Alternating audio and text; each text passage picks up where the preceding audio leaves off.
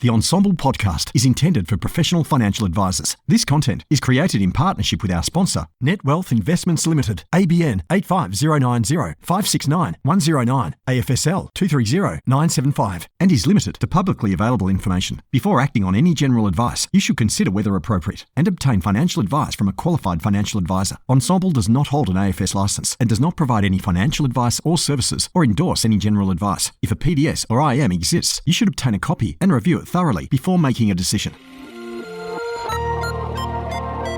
AdviceTech. As if it wasn't enough to be across TMDs, Alpha, Beta, Rule of 72, and all the other nuances of financial advice. Now, advisors are expected to be across all the technology options too, and there's so many of them. But never fear, Peter D is here. Join me each week on a journey of discovery through the software and apps on offer for advisors and advice businesses. So let's dive in, fellow advice explorers. This podcast is proudly sponsored by NetWealth. Imagine a world of investment choice that goes beyond borders. Open up a world of investment opportunity with NetWealth, where you can access local and international securities, as well as bonds and foreign currency options for wholesale clients. Offer your clients flexibility, transparency, and efficiency with managed accounts, managed funds, and access to non-custodial assets. A world of investment awaits you. Discover it at netwealth.com.au/woo. Hello and welcome to the Ensemble AdviceTech podcast. I'm Peter Diamantidis, and this week we're diving into our second AdviceTech feature episode, where we're going to discuss sort of broader issues and any ideas the industry is facing, what we're dealing with, what we're coming up with as it relates to tech, with the absolute promise that next week we'll return to our regular programming and we'll dive into a specific app for you. Now, today's feature topic is this tension between building scale or using automation versus designing amazing experiences for our clients. And who better to have this conversation with than a gentleman who has been an advisor himself, has worked in a dealer group, and in fact, in the last few years has founded two businesses, not just one business, two businesses, one building websites for financial advisors and the other consulting on all things process improvement and technology solutions. Thank you so much for joining me on the show, Patrick Fling. Woo! Pleasure to be here. Welcome. Thank you. We were just saying it's been so long since we've actually seen each other. Well, even virtually. It's been far too long, sir. 100%. Far too long. Two peas in a pod we are. We both think the same way about a lot of things. So before we dive in and start debating things, then let's just get to know you through your use of technology. What's your most used emoji? Do you even use emojis? Yes, I use emojis. And I like to consider myself an early adopter of emojis. Really? Yes. However, I do keep it extremely simple. So literally, happy face, sad face. Just if you, if you think of, just the absolute classics out there, crying face, a bit too much perhaps. But that's about it. It helps tweak tone. That's what I use it for, and that's about it. Yeah, awesome.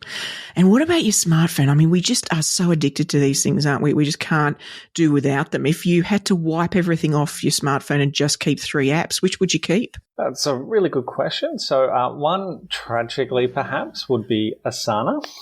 Right. So I use that as a task management tool. It's definitely really easy for just shifting things, assigning things, moving things around just as and when I think about them. So I'm not just making a note, but I'm taking it all the way through to action on my phone. Perhaps slightly sadly, I do love that. I used to say Twitter for this because I really like Twitter for when I just had, 30 seconds or a minute and I just wanted a little bit of mental floss. However, I've recently transitioned that back to Reddit. Because I was finding I was getting a lot more junk in my feed lately. So I've flicked that back to Reddit so that I can just get a little bit of, tech tips or, whatever it is, whatever mood I happen to be in. I get really good filters out of that. Nice. So that's one there. And then lastly, also perhaps tragically is Teams. And naturally I've got team members that are in different parts of the world at all different times. So I am finding myself using that, which is something I probably do need to scale back a little bit on, but I can't help myself at the moment. So, Yeah. That's yeah, fine. that's fair enough. That's fair enough. Have you signed up for Threads? No, I've avoided everything Meta for since inception. I've never had a proper Facebook account. I don't care to start now. Yeah, fair enough. Otherwise, if it you're looks not in good. that ecosystem. Yeah, and I'm never going to be. I am on the wait list for Blue Sky. We'll see. I don't think I'm famous enough to get there just yet, but maybe after this podcast, I'll go straight through. Exactly. Maybe we both thought, no, I just don't see myself ever being that famous. All right, so crossed, we'll get there. Exactly. Maybe. Listeners, talk about us more, please, so we can get more famous. That's right. We need the clout. We're relying on you out there, please. All right, so this tension between automation and experience and quality experience, I think, and you actually pointed this out as we were sort of prepping to have this chat, that we probably need to sort of define what we each think automation means, because that's probably an important nuance, right? When you hear the word automation or when you use it, what are you implying or meaning by that? Well, there's what most people think of, but when I think of automating, I really think about any way you can improve effectiveness without adding manual input. Naturally, it's very easy to call clients more. That's clearly the opposite of automation. But some things you can do that just improve client outcomes, and they may not even need to be technology-based. They can be literally anything where there's just no human involved to improve that outcome. Yeah. I'm similar, and in fact, I sort of take it a bit further to mean that even making the decision to delegate or outsource is almost on a journey of automation. Like, it's a way of thinking that you're starting to think in little pieces and handing off, because it's almost always broken when somebody goes from not doing any delegation to fully automating. That almost never works because they're just not used to that sort of handover and structuring things in little tasks. So I sort of see the even outsourcing is like a first step sometimes. 100%. I'm starting to think along those lines. It's not quite automation, but I think it's heading in the right direction. It's using the right headspace for sure. Yeah, there's definitely a hierarchy of automation there. And yes, outsourcing is definitely a little bit further down that hierarchy in terms of, you don't want to be outsourcing what you could use technology to fully automate which tends to be cheaper. But it's definitely part of that journey and that hierarchy for sure. Yeah, for sure.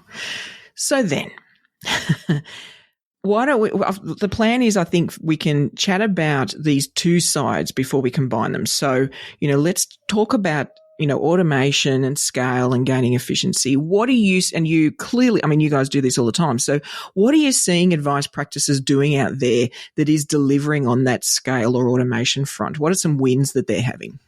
It's a really good question. So I might sort of do the light version and then the deep version, because they're really at opposite ends of the spectrum.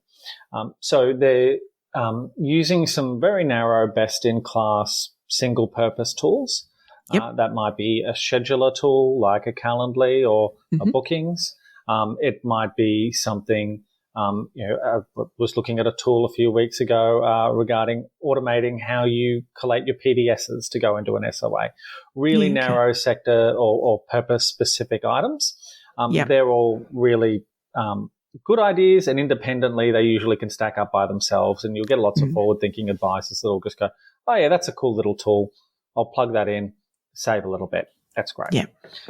And seeing more and more of that, naturally the Ensemble group is really great for sharing those little quick win ideas.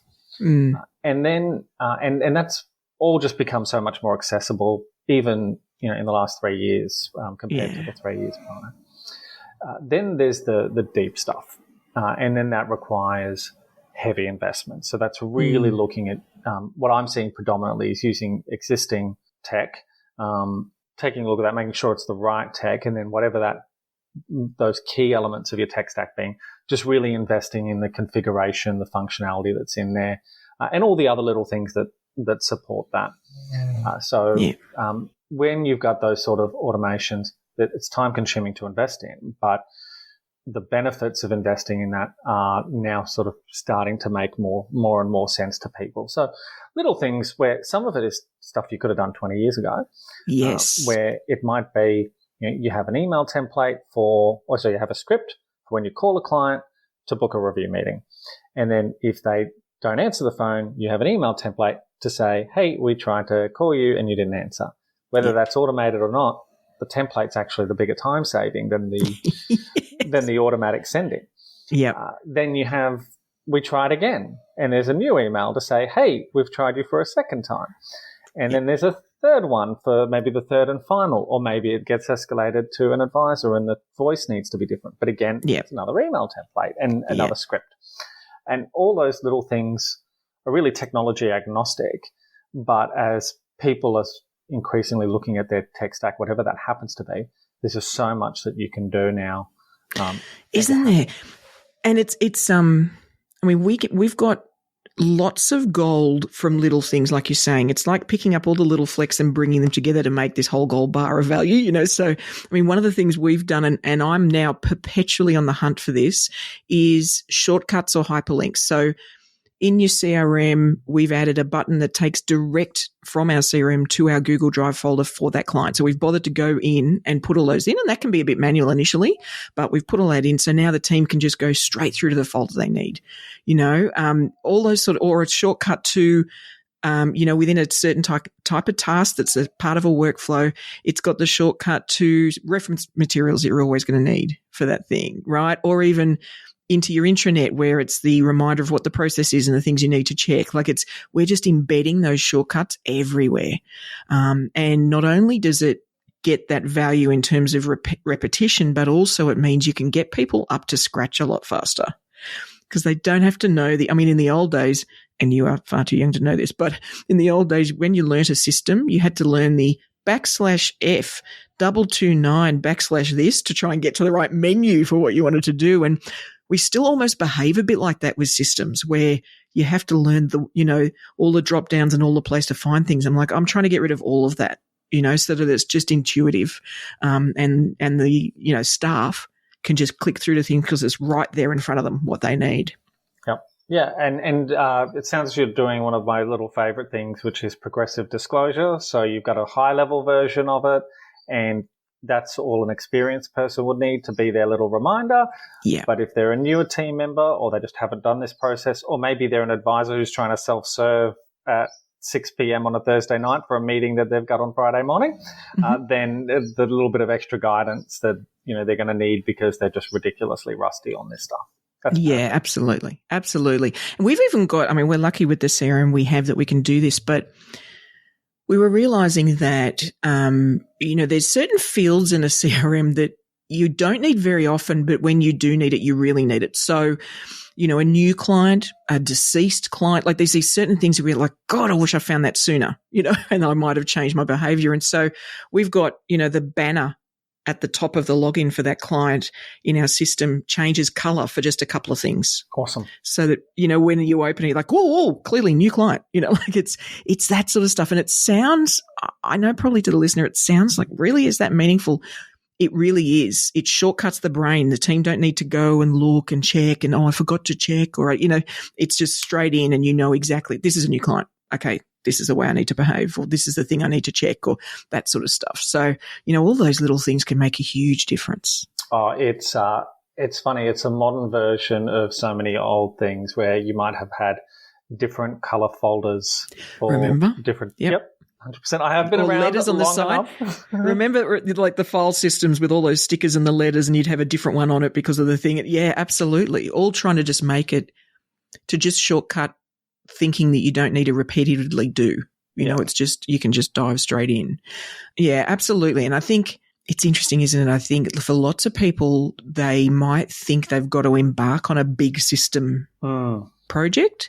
And sometimes I wonder whether knocking off a few of these littler wins gets you a bit of a taste, right? They get you, wait a minute.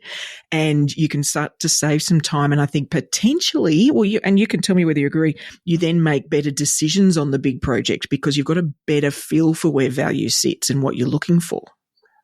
Absolutely. And whether you take it as a snowball opportunity, and we do this when we're doing our process improvement work all the time. Everybody comes to us and says, I've got no time to do that extra thing that will help me next year at next review this year. I don't have time for that. So we always have to find a time saver first before we can invest it back. Yeah. And usually we're looking for, we might say we've done a process review, we've been able to save you time at steps 1, 2, and 3. But step 4 is going to need to be a little bit longer because we want to improve our client experience or something like that. But we just gave you that time and more in the other time savings. Yeah. So it can be a positive for the snowballing, or it can be, like you said, for that realization that, oh, you know what, investing gave me an ROI. That was really nice. Maybe I can do that again and get more ROI. Right.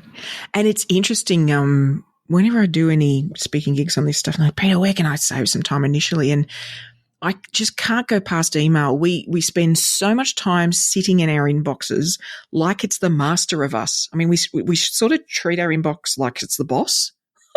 They're the one. And wait a minute, this is a tool that you're meant to be using. You're the boss. We need to behave like it. Stop behaving like you work in the mailroom. This is crazy. And I think some of the wins, if you can get really structured on the way you do it, using filters, all sorts of stuff, then you can free up hours a day. Like it's a little horrifying when you start doing that. Even just Outlook rules. Yes. It's the simplest thing. Everybody's got it. It's right there. And you're just going, you know what, there's this thing that comes in all the time and I want it available when I want it and I don't want it the rest of the time. Yes. Just stick it in a folder. It's the simplest, most basic Outlook rule you could possibly have. Right. And it works a treat. It does. And I mean, there'll be things that we all forward automatically. Like there's a team member that looks after that and we forward it. That's what a rule's for. Yeah. You don't need to look. Yep. Forward it. Now, you could always tell the team when you get one of these, if you have a question about this, and this, come and see me. But you've taken yourself out of the bottleneck, and you don't need to look at it. So I've got to admit, I think, if the listeners out there going, yeah, but how am I going to spend time on this stuff? Well, the email rules, whatever it is for your filters, whatever it is for your tool you use for email, please invest some time, watch some YouTube channel stuff and just learn some tricks. Because honestly, if it's not an hour a day, I'll be stunned in terms of savings if you get that done well. I do find when you've got a good workflow management system that isn't sending too many notifications, you've configured it appropriately, and I've written literally a whole blog just on that one topic of too many notifications. Yeah. But if you've got it right, a lot of the time you don't need to know everything, but it's great to look back when you want it. Yes. And if it's not an email, which is usually a joke to search, the fact that you can go, hey, I've got something in Asana and it's about updating our FSGs because whatever's changed. There's a bunch of things that 2 or 3 different people are sourcing. Somebody's getting the new photo for the advisor profile. Somebody's just confirming the details for the qualifications, whatever it might be. Yeah. You don't need to be CC'd on all of that. You just need to be able to look into it. And if you don't like what you see, you want to read back, but you don't want to know all the time. Easy. Yes. And there's a mindset shift there that, interestingly, I think for most listeners, if their advisors might not fall into this trap quite as much. If you're in corporates, they definitely do, but I want to know everything that's happening. So you can't. Because if you do, you're not doing your job. If you're watching what everybody else is doing, you aren't doing what you're meant to be doing. So to your point, just even if you set a little 10-minute, meeting for yourself each day where you just go into Asana or whatever it is and just have a look, that is better than letting your email inbox run your day. And it's crazy making stuff, and it's a habit we've all accidentally fallen into. And the tool was never built to run our days. It's basically a clever fax machine, it's not actually a great to do. I know that lots of people use it that way, and there's structures and complex ways you can do that, but it's not actually designed for that. And so we should stop expecting it to, which brings me actually to the next sort of hot topic that comes up, or I think is going to be coming up more. I know that there's a lot of conversation. Oh, excuse me, listener, for banging my microphone there. Waving of hands, clearly excited. But there's a lot of talk about client portals. We're worried about cybersecurity with email, and all valid. the thing that's interesting, and I'm curious about what you guys do or what you've helped clients with is, well, we also use email for internal comms. Right? There's a lot of emails that fly around a business between everybody. What are you seeing advice practices doing on that front if they're trying to move off email because of everybody's concerns about the risk that's inherent? First of all, internal email is much easier to manage. From a cybersecurity standpoint, you can ensure that anything that's running internal is encrypted and managed in a particular way that will keep it very, very different to what you're sending out to some random server. Yeah. So that definitely doesn't need to have the same level of concern. But it really builds to the point you were making before of it's not just about security; it's also about how you communicate effectively. I think there are some things where you should be sending out notifications, perhaps via email, perhaps. Maybe not, it's arguable. But then you're directing to, say, a SharePoint where you're saying, hey, this policy's been updated. You can see the update here. And email's not the best place for that update. That update should be something that's there centrally. It's there for current staff. It's there for future staff. It's there for everybody who's away that day. It's there in perpetuity. Yeah. And you should be directing to those communication tools rather than declaration via email. Yeah. Same goes for whatever your advice-based CRM happens to be. If you're using that internally, you're tracking everything there internally, you're communicating internally there, then the advisor can get hit by a bus.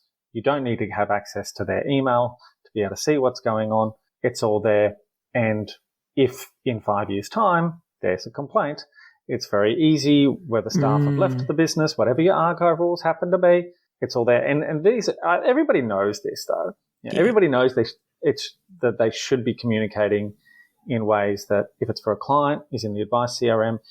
If they're trying to run a business and they've got projects, use some sort of project management and task management tool for that.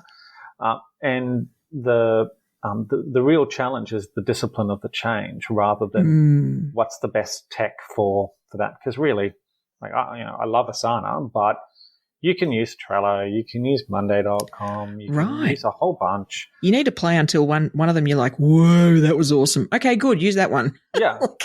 it's down to you, how you think, it's actually quite personal, the task management one, I find. Very true. And look, I'm with you there. We use Slack internally.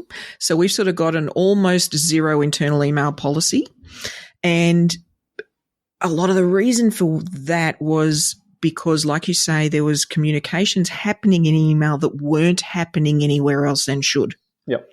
So, I'm a big fan of handover file notes, things that if there's a thought process in an advisor's head they went through and it's the reason for what they just did, file note that, for yourself, because we do jump in and out of things, don't we? It's not like, there might be some people out there that can operate that way, but I just find you never necessarily get to complete a thought and, all of the work and all of the things for that and move on to the next one. Often you're jumping in and out of things. The phone will ring, something will happen. You've got a meeting. So if you can get into the habit of just almost a note to yourself in the system, right, I assess this and I want to make sure I check that next time I do, next time I get onto this file, then it just makes it so quick for you to pick it up again. It was funny. I had a experience with one of my clients where we tend to work as an extension of their operations team. And one downside that seemed to come with that after a little while of working together was I was getting CC'd on just about everything. Oh. Yeah, I know, right? I hate CCs. I hate them. And it wasn't so much the impact on me that bothered me. It was the impact on each other, where I was just thinking, I know what everybody's functions are. I know this place well enough. There's no reason for everybody to be involved in this. Yeah. And you could use a Teams or a Slack to actually have some of these conversations publicly and people can opt in to engage. Yeah. As opposed to I get an interruption. I need to see if it's relevant to me. Once I've assessed it, I need to deal with it, be it respond or be it just archive. But I said to them, every time you do this and you send it to somebody who doesn't need to know it, it's at least $5 worth of interruption. Yeah. So, think of it as if you had a swear jar, and you've just cost the business $15 in productivity by CCing 3 people that didn't need to know. Yeah.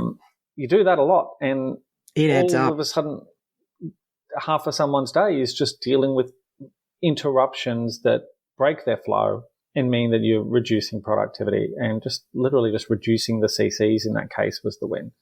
Correct. Didn't need any new tech. Yeah. Yeah, absolutely. And that's what we found fascinating with Slack for us. And this is not for everybody. I mean, Teams can be a similar tool, and you probably already have it. You may just not be using it. You know, a lot of people, that's the case. Like you say, having topics that people can decide when they jump in or out. That's actually quite powerful. Until you experience it, you might sort of not see why, but it can be really powerful. So that, for example, if I'm traveling and I'm on the road, then there's only certain channels I'll even look at because the rest can wait. You know, whereas if all of that was in email, I would have to wade through them. You know, I'd be sitting at the airport wading through 400 emails, whereas I can just jump in, address the thing I need to address, and jump out because it's via topics. Now, the other thing that's ended up happening, which is interesting for us, is we've got workflows now in Slack that help people like answer certain questions for team members in a structured way, or like all these sort of things you can get clever. And also audio messages. Our team love that. Instead of type, you know, they just send a little video or audio message to a team member, and it just breaks through, you know, screen share and, I'm trying to do this, man. Can you help me? Last time you told me, you know, like we talk about doing that stuff for clients, but you can do it for your teammates too. So it can really make a difference. And as a virtual practice, which we are, it makes that connection more personal too. You know, so it's quite powerful. Now that's sort of, and we've only touched on a few things there, folks, but that's like automation, efficiency, process. Let's shift now to fantabulous customer experiences, right? And designing those. I mean, I use the word design. It's only been a little while since we've sort of thought that way in advice, isn't it? Where we thought, okay, we need to actually design what a client goes through, as opposed to, oh, here's the advice process. We've been told this by ASIC. Let's do it that way. But what are you seeing? You know, I mean, you guys build let's start right at the first point. You guys build websites for advice practices. What are people doing as that first engagement? How are they taking people on a journey from that first moment where somebody interacts with a business? Well, one thing we've definitely seen a shift in over, more pronounced in the last 18 months, but goes back further than that, is a shift to not just including a little bit of automation here and there, but really deepening that engagement before they come and see you.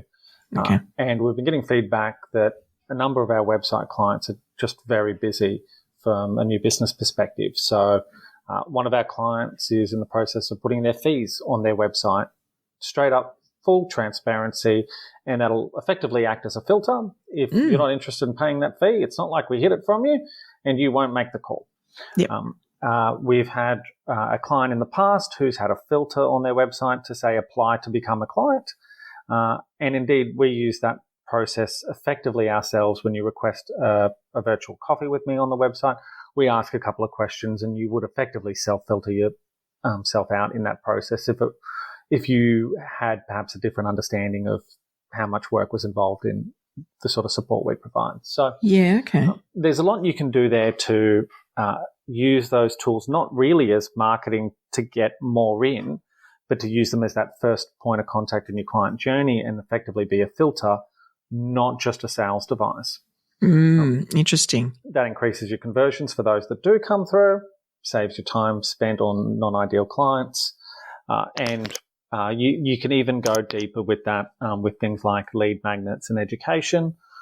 So one of our clients does passive investments for the most part, not exclusively, but for the most part.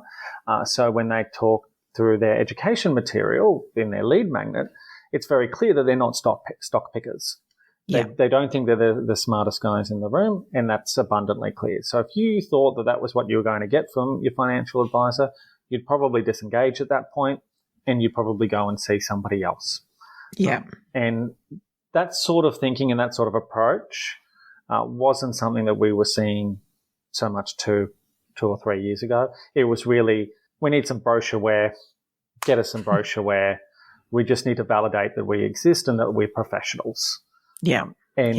Now your site doesn't need to just exist. It also needs to look current. It also needs to look sharp. It needs to have something that's dated so that people can tell that you're actually alive. it needs to have things like Google reviews and stuff like that, all stuff to build trust so that the next step is easier rather than just trying to get them to the next step. It's, how do we prepare people for the next step, which is a very different mindset.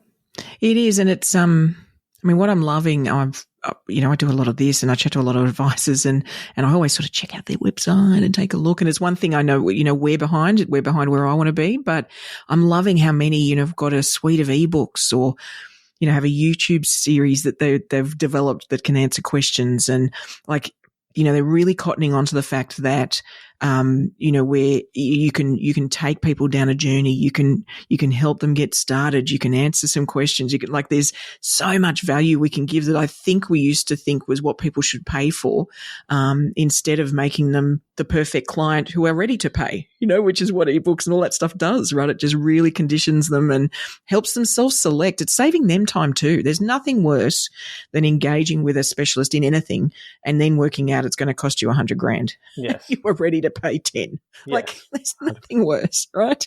Yep. So it's respecting the consumer's time, and, helping them, work out if there's a good fit. So I love that stuff. What else are you seeing, through the experience or even in ongoing, retention and engagement? Are there some interesting stuff you're seeing there that people are starting to add into what they provide? So there's definitely an increasing call for some interactive tools to use in meetings. Okay, interesting. So that too depends on the type of advisor and their approach and their style. I'm definitely seeing that increasingly so with the more technical advisors who know the number of dollars of value that they can add and they really want to demonstrate that early. Yeah. And so they're looking for more engagement type tools, and naturally that's a newer style of advisor as opposed to the older school approach that will focus more on rapport rather than demonstration of value. So that's I think a generational shift that we see there. Mm-hmm. And there are increasingly some cool tools out there that allow you to engage and allow you to demonstrate some value in those meetings. I'm not saying one approach is necessarily better than the other, but it's definitely a trend.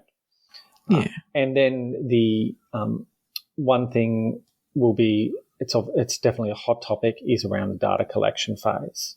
Yeah, okay. And that's a challenging one because it really ties into that client. That's getting into the tension thing of efficiency versus experience. Yeah. Well, and in fact, let's hold that one because I think we can dive into that as the first example of where, wow, it can go wrong. Because I think the other thing I did want to touch on is what I'm seeing on the experience sort of side is, client webinars, like doing a whole lot more one-to-many sort of content and letting people dive into that. It happened during COVID, but a lot of us are holding on to that still and clients are really loving it. And in fact, in our practice, we use it as a test balloon for things. So we're thinking about doing this. We'll flag it in the webinar and see how they react. Yeah. So it's a really great way to sort of test concepts out, which I like. I'm seeing people doing seminars again. Like I'm starting to see people sort of do that in-person events too. So the whole connecting one-to-many, even, online challenges, getting people to take action and, that sort of stuff. So I think there's some creativity happening now that we've sort of gone through some pretty significant shifts in the way we've got to do things. So it's sort of exciting in that sense. But let's dive into this example. I got to jump in one quick one there. There is an element of everything old is new again. Yes. And one trend, if we sort of dial back 10 years, and if I look at a presentation I would have presented 10 years ago, it would have been people can Google everything, and after they Google, they have a pretty high confidence that it's right. Yeah. And one trend that sort of happened over the last 10 years, this is not my term, I heard it from somebody else and I loved it, is the enshittification of the internet. I thought you'd like it. And that is, eloquent. It's so eloquent, but you know what? It actually captures it, right? You go to Google, you used to not have 3 ads at the top that you had to work past. You go straight to the results. Yeah. There used to be less keyword heavy content that was really just built around SEO, and it was really just a competition for SEO as opposed to genuine authority. Yeah. So you'd be more likely to get the right answer at the top of the first page without having to fight the system and go around dig through what it's trying to give you. You actually got better effectiveness 10 years ago. Now, there's other things that have gotten better, but you used to be able to get to the right answer quicker. Now you'll get 10 different opinions, more likely to get 10 different opinions, and it'll be harder to get to them, and it's that battle for SEO that gets out on top. And as a result, people got less trust with that self-sourced information. And so the value that you can bring by demonstrating that you're there in person or building rapport over a webinar has more value than it's had for a long time, which I think is exciting because it opens up a lot of opportunities for advice. And the audio, whether it's video or audio, but them hearing you speak, I can't tell you how powerful that is. And it's not until you experience, like you do a lot of it and experience it. So now that when this episode, I think is number 50 of the AdviceTech, Ensemble AdviceTech podcast, I get advisors or support staff, all sorts of people even in BDMs and others that I've never met come running up to me at industry. Peter! I have never met this human being before, but they're excited to see me. They want to talk to me. They want to engage. It's all positive. It's got a great vibe. That only happens. That wouldn't happen if I was blogging. It's a different communication that in their ear or video or, like you say, live. It's just it's a connection that gets deeper a lot faster. You can still do it with blogs. Of course you can, but there's just a difference, and the people that take advantage of that for, future clients and engaging that way, I think probably find that their onboarding is a lot smoother, because somebody's already bought in. They've listened to you, they've heard you, they've seen you. Like it's so powerful. It's something that I'd even underrated how powerful it was. I know one firm, we did their website, we integrated a podcast into their website, and their average meetings went from new business meetings went roughly from 2.5 down to 1.5 because the clients come in and they already trust the person at the other end. Yeah. And really it's a question of how does your work apply to me as opposed to convince me that you're where I should invest through or and those are big differences in terms of time, like cost for delivering a service. Like that's massive, so yeah, it's powerful. Now let's get into this. The old collecting data, the old fact find. It's something that, so we all get why. We all get why we're trying to use tech for that, or we're trying to automate it. Or now the challenge I'm going to confess up front, folks. The challenge I have with some of this stuff is it can turn into outsourcing to our clients. Like, wow, that's shitty and difficult. We'll get the client to do that. So they spend all this time filling in information, loading stuff up. And I'm sure you've seen that too, where it's just they've applied tech. Yes, they've updated their process. Yes, it looks efficient from the advisor's end, but actually it's just shitty from the client's end. And it's a perfect example of that tension between efficiency and client experience. Have you seen that in play? Yes, definitely. So I once did a big fact find review project, and in doing so, I got some family members to complete a fact find, and I just said, I'm just a fly on the wall. I just want to watch you complete it. At the 45-minute mark, I had to exit because they were starting to dispute. One partner was saying, how come you still haven't chased up your old employer about your super? I thought you said this was sorted. And they were literally having a domestic, and I just had to exit. Oops, sorry, got to go. Yeah. It's like, I think I have all the feedback I need about this process. This has been very useful, thank you. Yes. So that put me off self-entry. Well, right, that's telling. Yeah, 100%. And, it's frustrating for everybody naturally because you just see the double entry. And for some fields, naturally, an email's an email, a phone number's a phone number, a home address is a home address. Then you've got the more complicated ones around things like budgets and where there's an emotional context to a budget. There's an emotional context to clients don't know what their budget is. They don't know what they spend. Right. So to put that in a form to say, I don't really know, and I'm confronted to even think about it is a challenging experience. There's, I don't know where my super is. And then there's also advisors, fact finds out there that'll ask questions that we don't even want clients to answer because we wouldn't accept their answer anyways. Yeah. I'll never have a tool to go any deeper on super rather than roughly how much and where do I send the third-party authority. Right. Why would I ask them for anything else? Yeah. If compliance came around and took a look at it, they'd go, you just accepted what the client said? I'm sorry, Mr. Advisor, that's not good enough. Well, and they're just so bad at it. Like if they guess that stuff, they're so wrong. That over and under. Yeah. Like it's natural. We don't think about that stuff all the time. No. It's natural that it's like that. And I think I was listening to a podcast actually, and it wasn't about advice, but it was a similar client experience where you had to collect a lot of information. And the gentleman that I was listening to made this good point. He's like, just because you can collect it all at once doesn't mean you should. Mm. And I think we get, but it's all the data. Look, we've put it all in one 40-page form. Yes. Aren't we clever? Like it's potentially the dumbest thing we can do. Like it's potentially the worst way from an experience perspective. And to your point, I mean, I think I could have an advice, like an intro conversation with a potential new client without knowing any numbers yet. Like what brought you here? What was the trigger? What was the thing that made you think I really need to make an appointment with it? Like there's so many things that are the human elements that will then also help build trust such that they're, okay, I will answer that or I'll provide you that or the third party authority.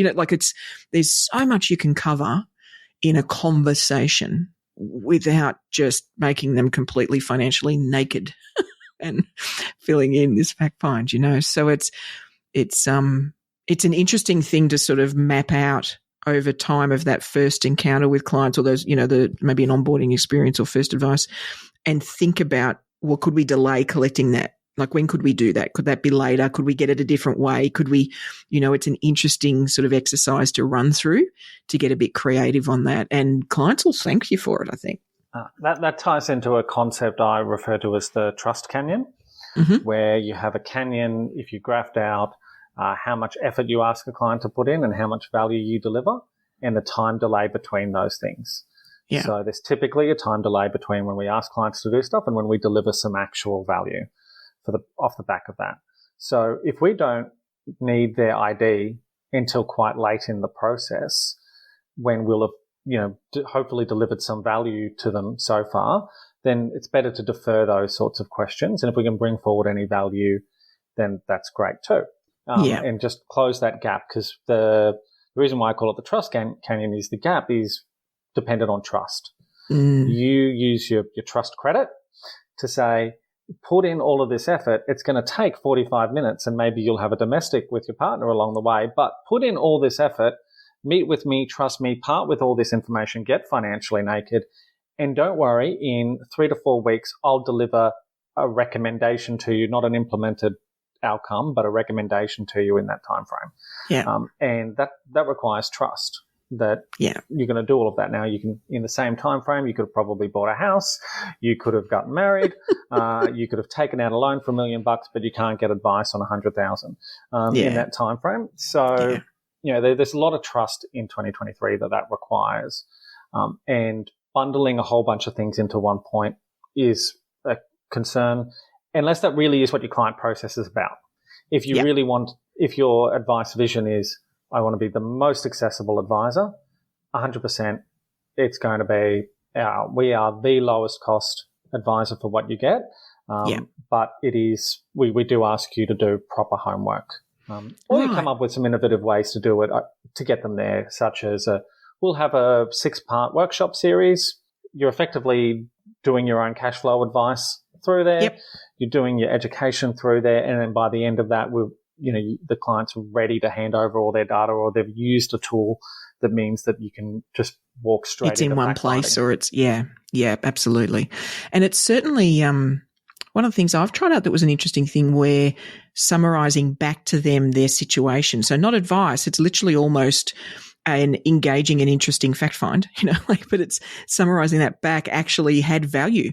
Like that was something that they were like, well, we would have paid for that, and it's like, okay, well, hold on. As part of this bouncy ball process, we can insert these things that seem to us like it's not advice, but they really like, oh, that was great. We'd never got that picture before, never got that insight. So I do think we've got to put ourselves in their shoes. I mean, I see this stuff all over the place. And one of the things I'm starting to notice actually is where automation or tech or efficiency has been focused on, and people, the business or the government department, whatever it is, hasn't thought about what happens when it works well. So when it attracts loads of people, right? So they go, oh no, this works really well. So the Opal card here in Sydney, so that's what we tap on and off public transport now, right? And I live quite close to the light rail, which is so convenient and easy, and we love it a lot. And you can just tap on and off. I mean, it's just, there's no waiting in line and I'm going to buy a ticket and you miss the train. Yeah, no, that's rubbish. It's awesome. Except when everybody in Leichhardt is getting on the same light rail and off, and you're trying to get off and tap to, you let them know that you've got off the light rail, and you're all standing around one little pole, skinny pole, with a little dial like the size, of a coaster, and we're all trying to tap off, and it takes you like 15 minutes for you to leave the light rail station. I'm like, guys, you made the experience so wonderful on a one-person experience. You didn't think about what would happen when you get inundated, right? You just didn't think it through. Taylor Swift tickets, right? Ticketek or whoever that was didn't think about, with these type of concert, when it goes nuts, do we need a ballot system? Do we need is there something else we've got to add to this so that the entire country of parents aren't off work trying to sit with multiple devices trying to buy tickets for their kids, so there's some interesting examples I think we probably all need to watch, even maybe for the practices that are getting busy, like these challenges they're facing with a lot of interest. What's going to happen if you suddenly get a wave of 30 people that log into that thing, right? Or try to book appointments? Have you considered putting constrictions on how quickly they can book them, or like all sorts of things, like think through what if it works? Which often we don't, right? We just think through one. Yeah, I think in terms of how that works for an advice onboarding experience, and especially when you're thinking about it from I just want to automate some stuff. Yeah. It's really, all of these things sound better in theory than they do in practice, which ties to what you're saying. So if it's a case of, how much data would a client put in a fact find that we would just take and data enter? And some of those things might not belong in your CRM because they're point-in-time data points, like what your leave balance is. Some of those things might be stuff that it's great that the client's done it, but you don't trust what the client's done, or you're going to have to overwrite that data because they've just estimated something, or they don't even understand their own finances, and you need to do the investigation. So how much time are you actually saving when you're going, I can trust that client data holus bolus? And then if we manage that effectively, really how much value to the business is there in terms of putting it back onto the client? Now, that there might be very little value from a data entry standpoint, especially if you've got a bit of offshoring in your mix, reducing that cost of data entry even further still. The value to the business might be relatively low. Now, there's something to be said for giving the advisor more information going into an appointment. Right. And that's where we generally take an approach of choice being an efficient option, but not mandated work.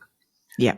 So, I'm an introvert and I want my meeting to be as short as possible, and I will spend the time to pre-fill anything so that I don't have to talk to a human any more than I need to. Yep. Now, not everybody's like me. No.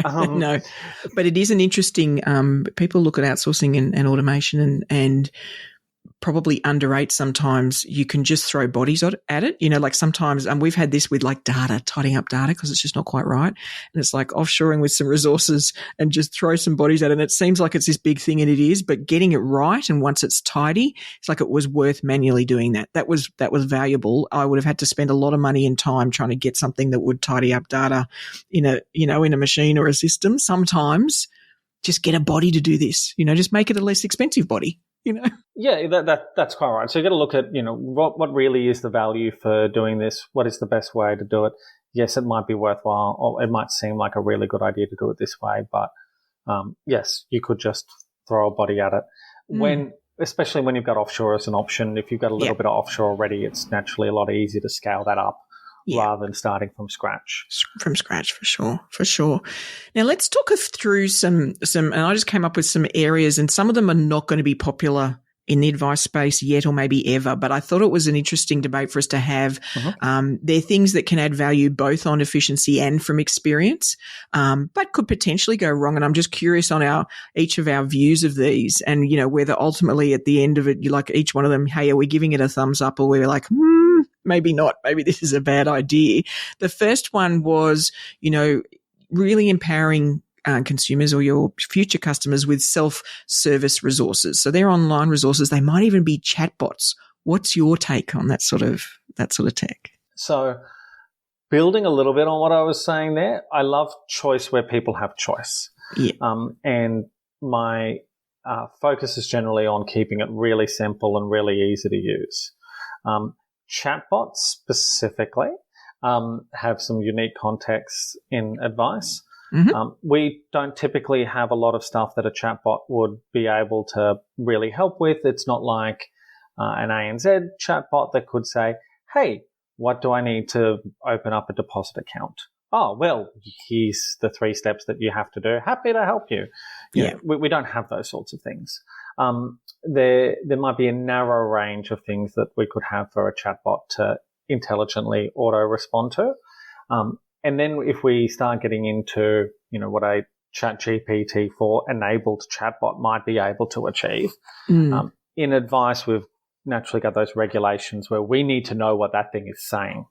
Yeah. So it adds very significant risk there that would likely be unpalatable. So I would have to give it a thumbs down right now. Ooh, like it.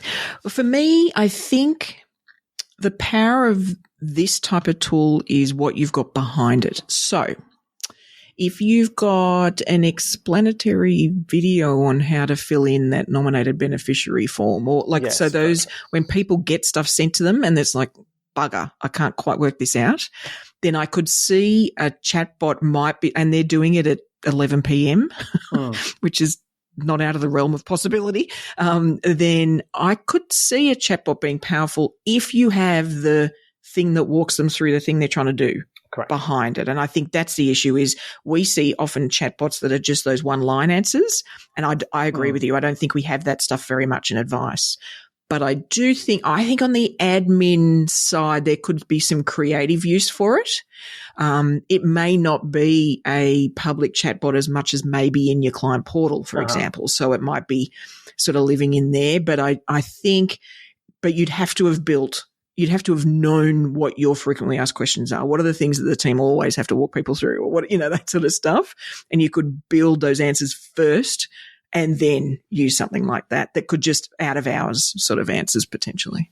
There's some intelligent knowledge-based tools that will do parts of that. Yeah. So if you've got a good knowledge base, you've built some mostly evergreen content in there, it can become a really valuable resource for when clients engage. Yeah. And then you ask clients to lodge their queries through there, and then it'll say, perhaps you're looking for these 3 things down the side. Maybe they're right, and the client never makes the submission. Maybe they're completely off and the client's not interfered with on their way to making that contact with you. But as long as that can be done in a secured context, which is key, then you're naturally sending some queries off or solving that solving that problem for that client at 11 o'clock on a given night. Yeah. I know for some people, they'll actually want the phone call though. Yes, so it does. It depends on what value that has. And I'm with you too. You've got to give people choice. So if they just can't, if they're not the type that would watch a video to solve that problem, then you always need to have the, hey, do you want somebody to, either somebody to call you back in the morning, or even, hey, grab a time. Here's a Calendly link. Get in now. You're going to get the call at that time. So letting people do that out of hours so that because they want to know you're on it. And taking action. So certainly these things on their own, I think, never work. It's one of those things that I think needs to be embedded in the other way you interact. So yeah, I'm probably a middling, like a maybe. Like I think it's proceed with caution thumb. Yeah. So maybe it's a sideways thumb from me for that one, because I think it needs some nuance, I think, to make it work. So that The second one is live chat. So, it's business hours, and you have, say, a live chat function to handle things on the website. I'm assuming your response would be similar in terms of security and concerns that can be handled well. Is that what you figure for that type of tool? Yeah, look, I think that can be handled relatively well, given the risk attached to that contact is probably relatively low. Yep. As long as it doesn't, especially if it doesn't look like they're speaking with an advisor now, yes. and making that point clear. Yes, even if it point. is the advisor who's logged into the app, Yep. making that being the brand app as opposed to an AR. Yes. Ideally, it's a support person whose photo is there, so that they're bonding with somebody who's really at the other end, which is genuine and true. Yes. But they're just there's no potential of confusion that they're an AR. Is ideal. But I'm actually a thumbs up. It demonstrates that you're accessible. I don't like it when they ping automatically and things like that, and they feel like they're a little bit, no one's really there. All the time. No. Yeah. You don't believe it. Or no one sent me a message right now when I happen to be on the website. Right. But having it there as an option, I think is totally fine. And you can get it so that you can have an app on your phone that'll ping it, so that if you want to have extended hours, then it'll still work. I think it's a good thing. Yeah, and it's an interesting, for those listeners that are dealing with high volume of queries in terms of new potential clients, you could end up using something like this, you could end up having somebody that is sitting on a tool like this and can be handling 6 different conversations at once because they're interacting with different ones. And if it's that early stage and you want them to qualify clients or anything like that, this type of tool can mean that there is a bit of conversation that can happen before it gets escalated to a call, even if it's not with an advisor initially, it could be with somebody else. But I do think, we're probably not using them enough. I reckon this is a thumbs up for me, this one. I know we don't have it yet, and I keep on thinking, I actually think this could add some value. I think this could really help people get some easy answers, feel engaged with, but also be easy to use for the team to interact. I agree. I think it's definitely at the margins. I don't think it's a huge win, but it does make you presenters ready and available and alive. Yeah, yes. So the next one we've got here is the way I've described it is sort of show and tell, meaning using videos, as in recorded videos, and screen sharing things on videos and stuff like that to better engage with either prospects or clients. I think, there are going to be some queries that you just can't either type, whether it's via email or any other type, or even on the phone sort of sucks. Like, it's, maybe if they're trying to log in. This happens all the time with some of our clients on a particular platform. They really struggle to log into the platform. Like, okay, go to the right, top right and click on that blue button. And then it's a disaster.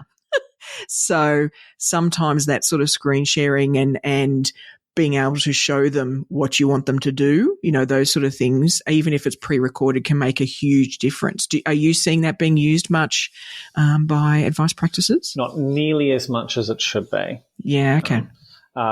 There'll be a million possible hang-ups that'll cause advisors not to do it, but it's definitely an easy win. So if you've got any way to provide a hyperlink to that content relatively easily, something that's not visible on your website, so that you can't give implied advice or implied product endorsement.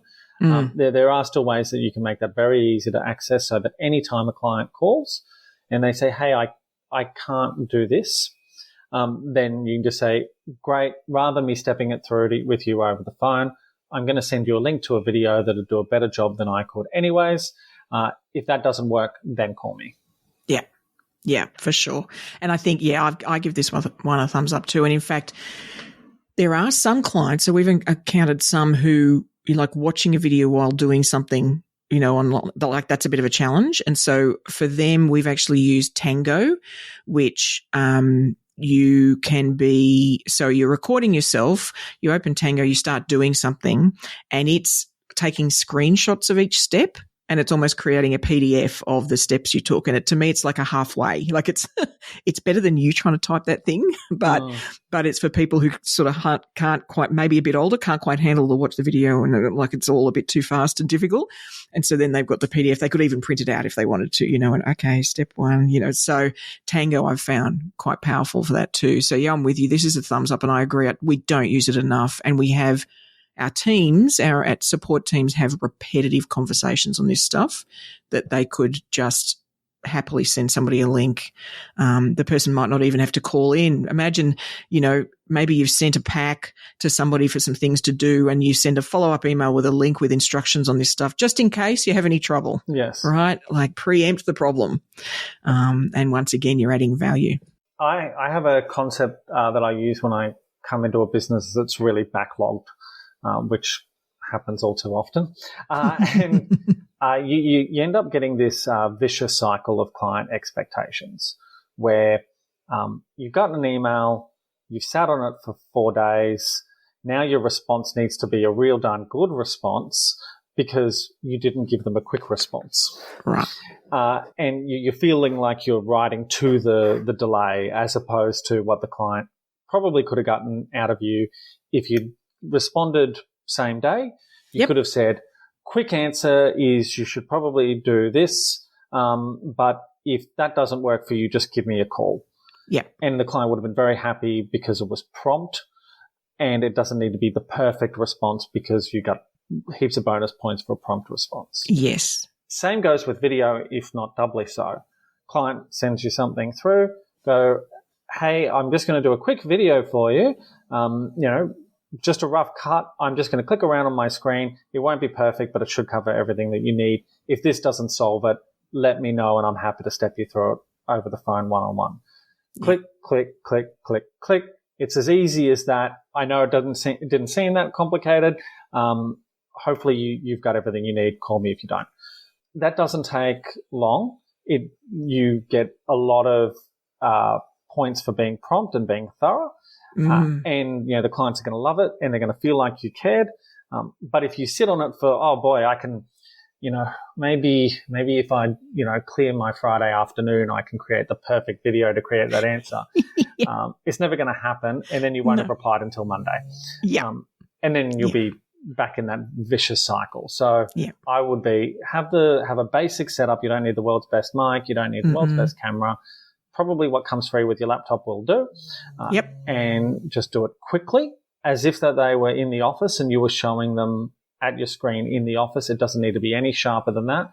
Do it quickly and they'll love it. And if you've got a really good process going down the track, maybe you can say, hey, I've got these 30 videos that I've just done as quick videos, quick wins for people. Can you just recreate what I've done, but put all the polish on it and stuff like that? Do that as an ongoing project. Take your time. And you've done your training video and your scoping video at the same time as solving a client need on the day. Yes, absolutely. And it's annual of practicing the video thing. You're just doing it more, and it's such a good solution, but people, you're right, do avoid it, and it's really unnecessary. It's so powerful, and it's no different to you talking to them in a meeting. Like it's no different. So relax, just talk like you would, and if you mess up the thing, that's not where I meant to click to the next thing. Like it's just, get it relaxed and just get them done. And like you say, you'll start to collect them and realize you've done 30 in the last month of that one thing. Maybe we should do that a bit better. It's a great way to narrow down which ones you should, like you say, tidy up. So I'm with you. I think this is a big thumbs up, this one. We could probably do lots more of it. Now, the next one is something that, look, it comes up a lot in innovation events, when there's these conferences and you get very smart people talking about all the things we should be doing, and we need a holistic data view, and it's all about the data and having that, and they're right. So I'm not suggesting they're wrong. But I think what we probably don't ever talk about is why this is important. And one of the things for me that this can add real value is I don't think many of us notice how long we spend trying to find stuff. So you'll start on a client and you're trying to dig out that bit of information, and it's not in that thing, it's in this other thing. And then like that, searching and gathering I call it, can take up huge amounts. Like the stats say it's upward from 15% of everybody's day. It can be as high as a third of just searching and gathering. And so that means you're not interacting with the client, so that's got to be a drop in, customer experience. So, it's not just inefficient. It's really sort of bad for experience, So I'm curious your take on the things we can do to sort of bring, and it's not just data, it's context of that client, it's personalization, like all the ways we can sort of use all the different views we have in a client and get access to it easily so that we can just make that sort of process and experience better. That is a complicated one. Look, I completely agree. One of the things that we do when we start with a business is we'll survey their users and we'll ask them about a dozen tricky questions of where would you go to find this? And we'll see how consistent those answers are. And then we'll also ask how successful would you typically be when you do try that thing? And if there's anything where we're getting, anything under 80%, for 80% of difference across the team, and they're successful less than 80% of the time, is a pretty big red flag that we don't have clarity over our structure. Yeah, and that really is the first thing of just everybody should know this is how we do it, this is where we save it, this is what we're expecting to see there, etc. And that flags that really quickly. Some of that stuff about keeping that up to date can be very technology dependent to see the tools that you've got to keep that fresh. We typically build automated checks at the pre-review, post-implementation stages, and we'll also typically build tools that will monitor a database on an ongoing manner, so that if there's data misentry on a Monday, somebody's going to find out about it on the Tuesday. So that stuff is kept fresh. And we've got a few dozen rule sets where it'll go, when this data point and that data point say different things, that can't be right. It doesn't make any sense. Flag it. And they're the sorts of things that really do feel like quite a lot of investment. And that's because keeping data up to date continuously is hard. Yeah. But the flip side is, like you said, that 15% a day of just everything's where it's meant to be. And I run a report and the data's accurate, really is hard to understate how valuable that is to be able to have a client phone call, you pull up the file and you trust what's there while they're on the phone. It's huge. Yeah. But look, there isn't an easy win to that. One of the things that we'll often talk about in terms of that is having an 18-month view on that sort of stuff. Yep. Where you can build some of the tools that I've mentioned, and that can be really good places to start. But really, if you're thinking about, hey, I'm doing review prep, how do I need to do this right this year so that this will be easier next year? If you do that right and you've got good systems and tech, that might be time neutral this year. You're just doing it the smart way rather than the dumb way. Or it might be 5% more time this year.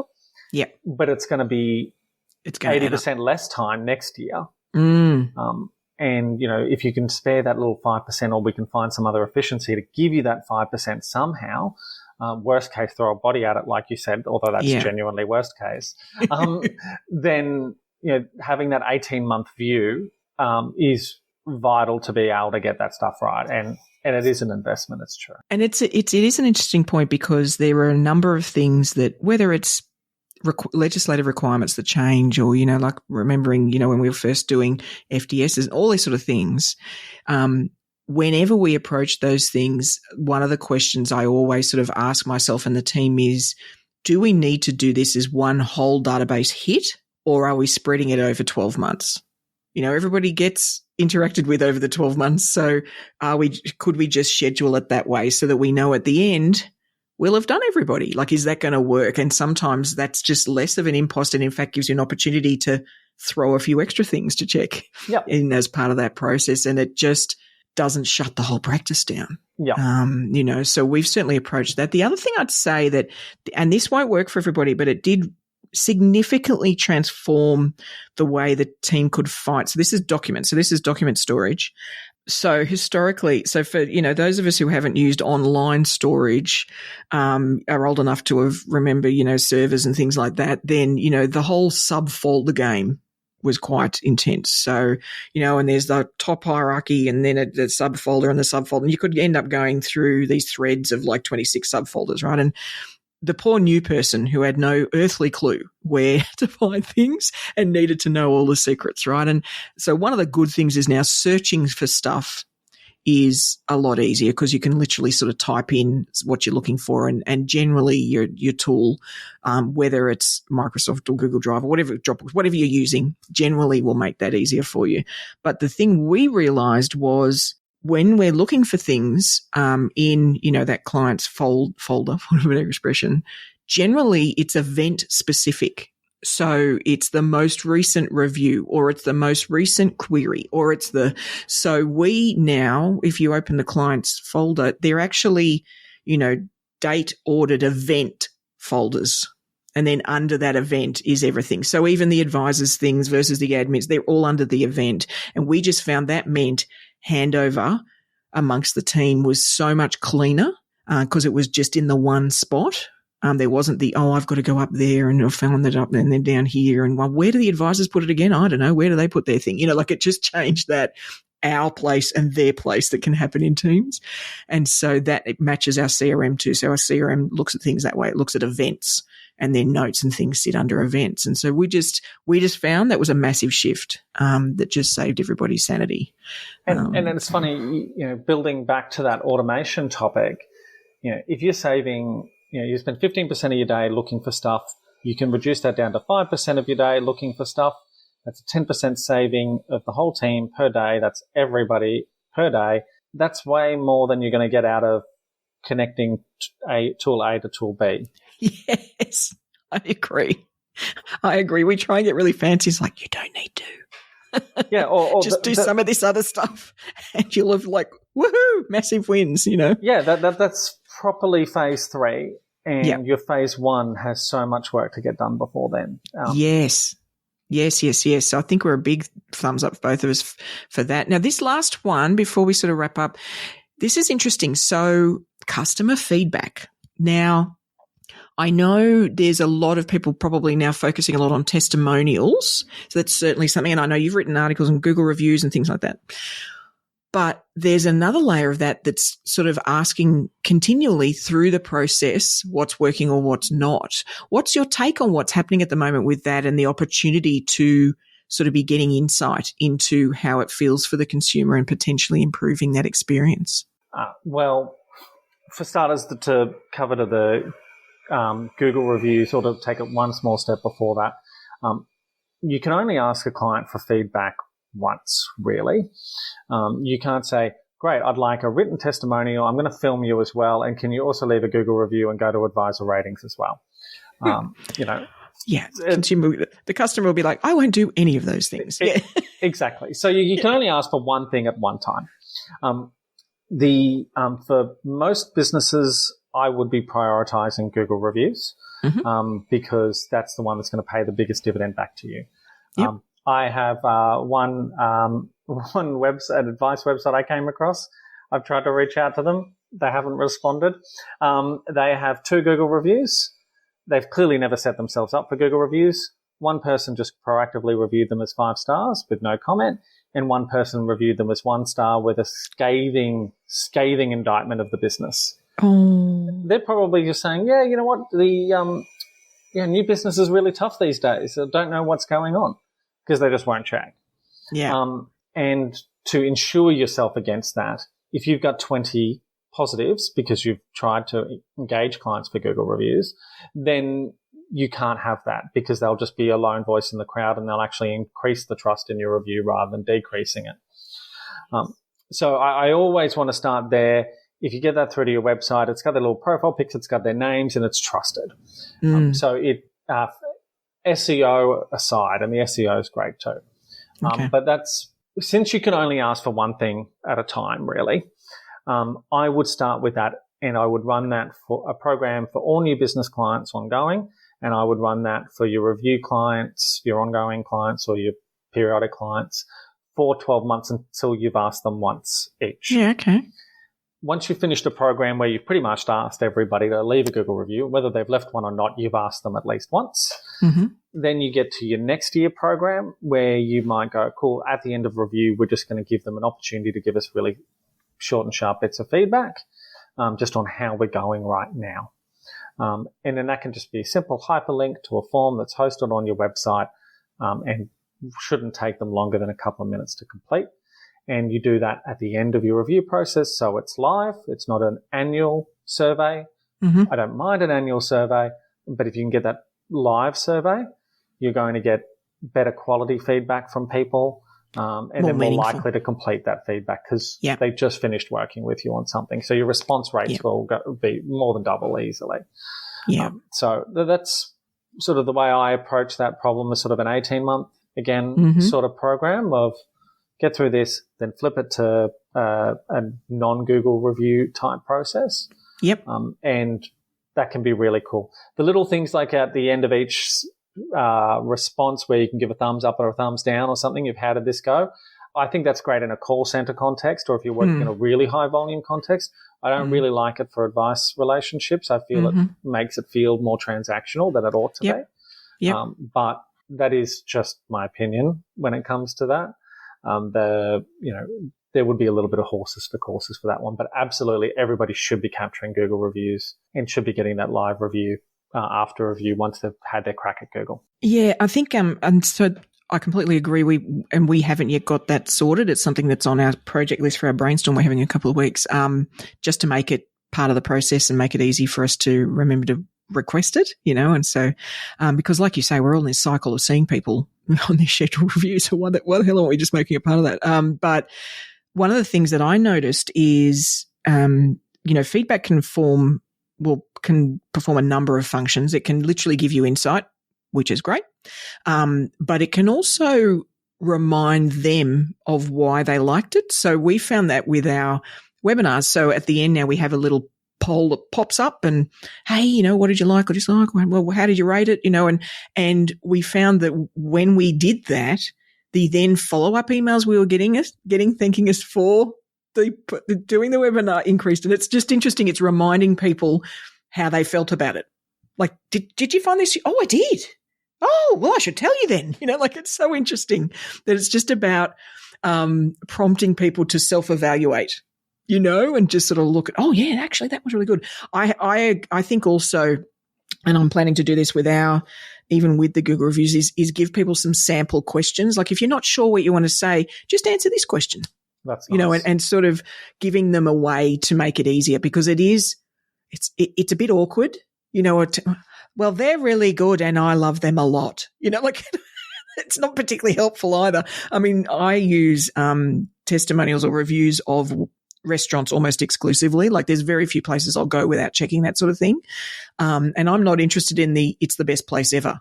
I'm interested in we had this and oh my goodness, it blew our mind because of, and, Craig served us and geez, he was nice. And I want that. I want to understand the experience. And so I think sometimes the way you position those things is important to help them remember or to draw out what they really, enjoyed about it, not just the fact that they enjoyed it. We like, to that point, we like to give them a backdoor as when we build our standard process. So it'll be, please click here. We have a little button and you go click.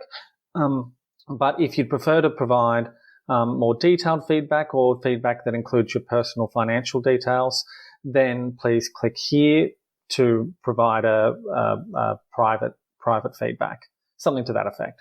And then that'll again go to a survey that's on the website. If they don't have a Google account, it gives them an outlet to provide the positive feedback. Or if they want to say, actually, I really wasn't happy, I don't think this account was handled that well, then they can do that, give that private, they've got a avenue for that personal financial details to go through in a safe space. Yeah, because I mean, the absolute truth is you can't fix something you don't know about. So we've got to be asking this stuff. Or double down on what's rocking that you don't know. Yes. I completely agree. Like, nobody's listening to those webinars. They don't like them. Oh, no, they really do. So we should keep doing those. I completely agree. Or something small that you didn't realize was making an impact. And potentially a big impact. I know one practice that would bake muffins. And, you know, if that's where that feedback's coming through and people saying, you know, boy, we love walking into the smell of warm muffins. You know, you might have thought it was a bit of a gimmick. You might have thought it was a bit nice. But if you get that feedback coming through, then you might be even more powerful than you thought. Or it might be the opposite. You don't know. Yes. And look, there's nothing wrong with a gimmick if it works.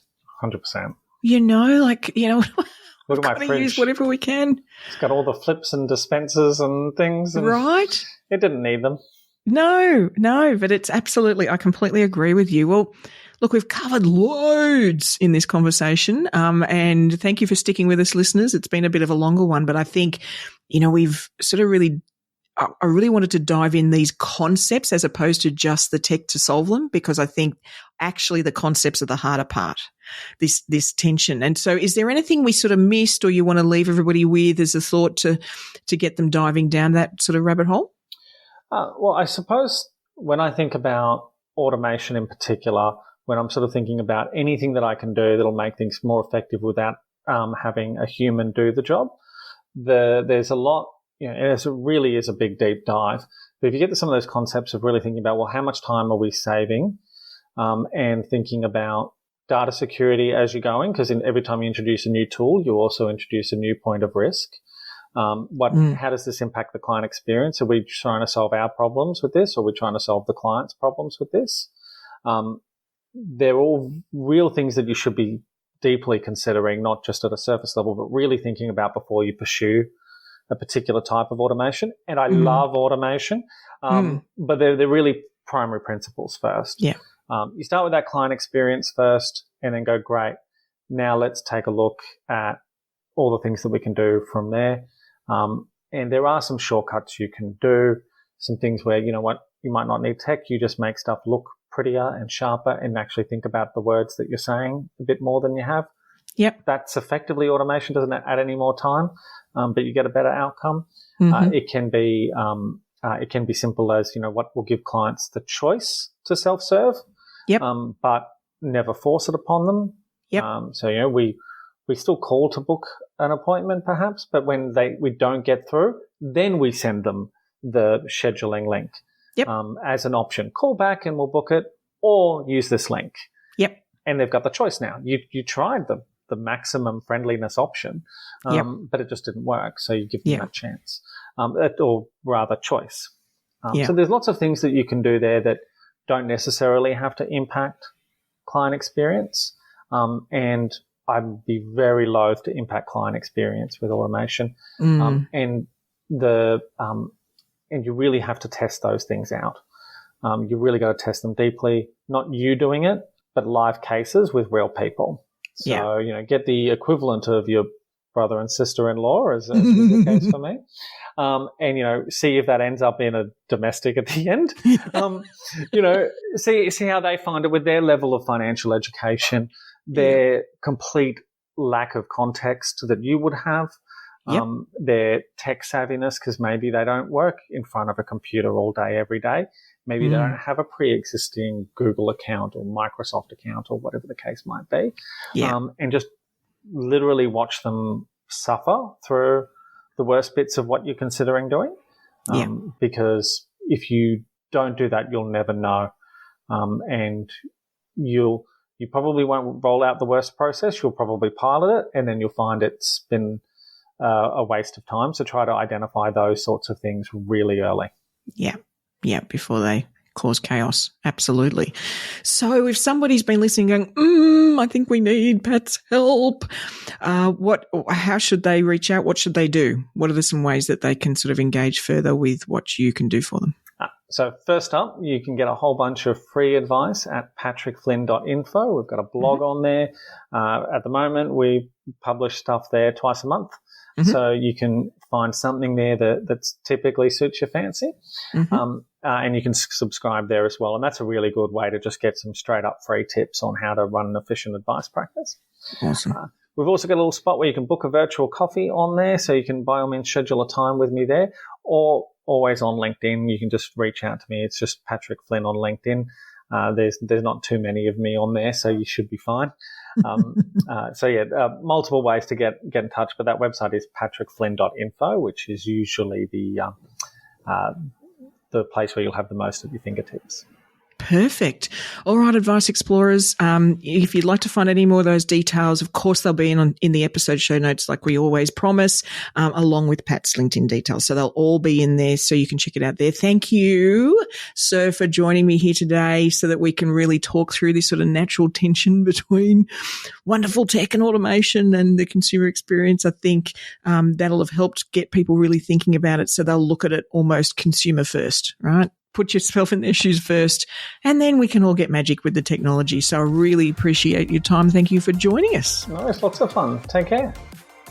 So I'm hoping that conversation was valuable. I know it was longer than our normal episodes, and I really appreciate you sticking with us. But yeah, I'm hoping that sort of debate and us sort of considering things through that way gave you some insight into your own view. So the thing with these feature episodes for me, and really any of the episodes on the AdviceTech podcast, is to help you form your own view. The last thing I want to do is tell you what your view is. I don't think that's helpful, but I want to help you think through or even give you frameworks that will help you get to your conclusions on things, your conclusions on live chat or chatbots, any of these things. You can, because of the debate, say somebody like Pat and I have, then you can come to your own conclusions. Something I did want to plant some seeds on in terms of the way to think about some of this stuff, these are sort of more high level concepts, is the difference between a service, an experience, and a transformation. And, years ago, it was all about customer service, and that was about meeting a particular need. A client has a query or a thing they need done, and you respond and you get it done. We're providing great service, right? Which is good. Experience then is all about how that feels, the interaction, how easy or difficult it is, where it sits in the other things that you're doing for them, and is the journey that they get to take in that moment or within that series. That might be a piece of advice, and so the experience is the advice experience, and what do they do, and what are the meanings, and all the elements and all the feelings that go with that. So that's the second stage. The third stage, which is sort of the ninja level of looking at these things, is transformation. And that is a collection of experiences that takes a customer or a client from where they are when they first come to you to where they might be in a year, in 2 years, in 3 years. And that could be a collection of experiences they go through, and they transform. They change their behavior, their outcome, what they can do, what they can achieve, what they believe, their confidence.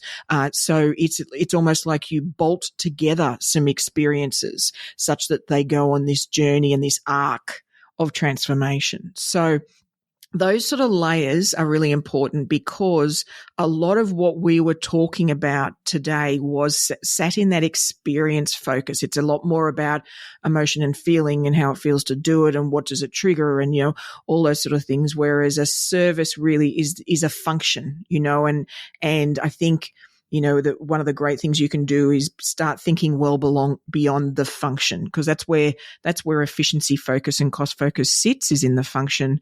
Once you start focusing on experience, you'll get past that quickly. And if you start to think about where those experiences sit in the bigger transformation for your client, that's when it gets quite magical. I'm early on in that journey myself. I'm not saying this is an expert. This is all of the research and digging I'm doing at the moment, the reading I'm doing. So I encourage you to sort of think a little differently, and challenge yourself to look at it that way for the way that you interact with your clients and prospects. Now, next week, we will be back to interview an AdviceTech provider and provide you with another Curiosity Corner tip, I promise.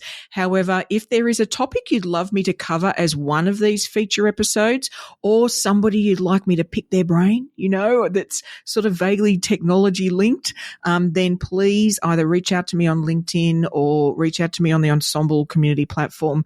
I'd love to hear. what things you'd love to hear a conversation on.